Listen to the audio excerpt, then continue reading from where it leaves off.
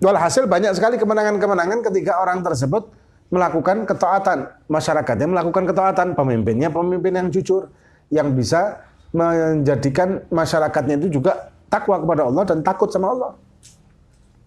Nah, tapi ketika Allah Subhanahu wa taala menjadikan bala musibah di suatu negara atau kaum pada waktu itu, maka membuktikan bahwa kaum pada waktu itu telah berpaling dari Allah Subhanahu wa taala. Pada zaman-zaman dinasti-dinasti, ada beberapa zaman dinasti apa itu yang Baghdad sampai dijajah oleh Mongol, tentara Genghis Khan. Ya, Genghis Khan. Walaupun salah satu anak dari Genghis Khan masuk Islam. Kalau saya namanya Timur Leng. Itu masuk Islam di Baghdad, tapi menguasai Baghdad. Nah, kenapa kok sampai dikuasai oleh pasukan Mongol, padahal kaum muslimin pada waktu itu kan termasuk bala tentaranya hebat. Ternyata ada perubahan gaya hidup. Ya, perubahan gaya hidup pada waktu itu karena mereka masuk ke Syam, kemudian masuk ke wilayah-wilayah seperti walhasil wilayah-wilayah yang hijau, yang makmur, kemudian yang glamor, yang ya memang Suriah, Syam itu kan Suriah, Yordania, Lebanon, Palestina itu Syam. Dan di sana memang luar biasa. Alamnya bagus.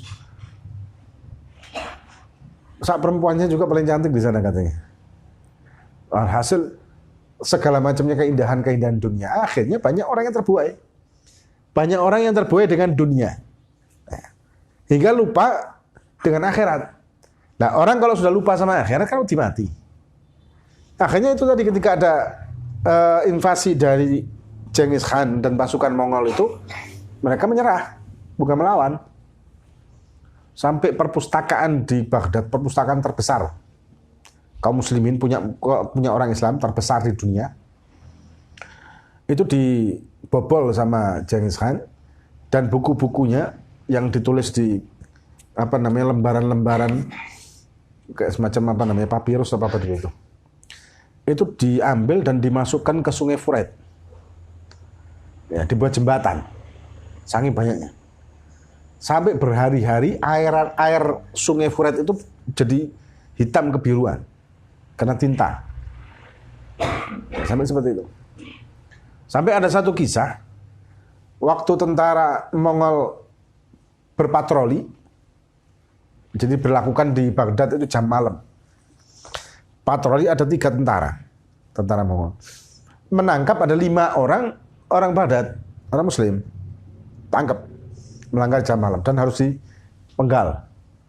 Nggak taunya yang bawa pedang cuma 1,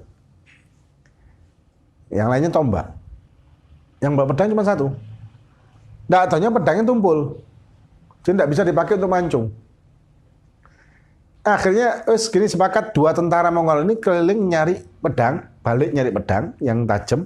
Nah, orang 5 ini tentara Muslim, orang-orang Islam ini 5 orang dijaga sama 1 tentara Mongol yang pakai pedang tumpul tadi. Dan mereka ketakutan. Ya 5 orang ini ketakutan padahal dijaga cuma 1 orang. Nah, berbeda sifat dengan orang-orang Muslim pada zaman dahulu. Yang apalagi zaman sahabat.